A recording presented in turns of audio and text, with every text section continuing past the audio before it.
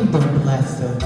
I am Pastor Diane Daniels of the Nation for Christ Deliverance Tabernacle, where our senior pastor and our founder and the visionary for this work is Bishop Designate Anthony Daniels, and I am here to personally welcome you to another service of A Nation for Christ.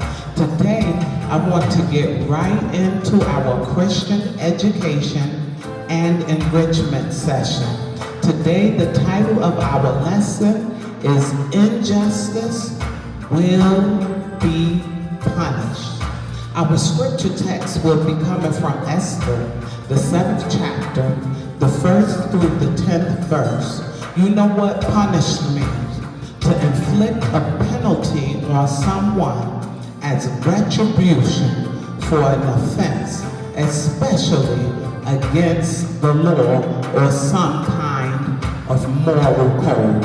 And we find that in these days, there are a lot of injustices going on around the world. And in this story, we have a woman who grew up practically as an orphan.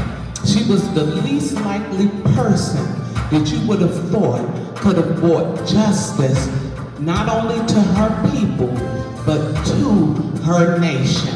I want you to know that she had to go before a king that was deemed to be very impulsive. He did what he wanted to do, and we're going to discuss some things that this king did that would have made you fearful if you were the one who had to go before him. But we're going to talk about a spiritual discipline that the believer must engage in if we're going to win any wars, if we're going to stop any fightings in our nation, if the Lord is going to come and for us punish the people who are causing all these injustices. We see injustices in different nations going on.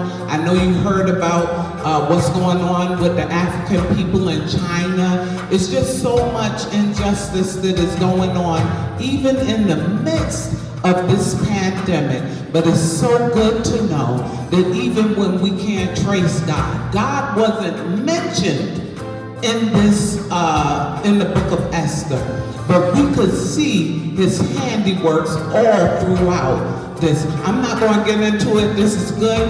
You're going to want to come back, and you're going to want to see how the book of Esther and the story of Esther relates to us today.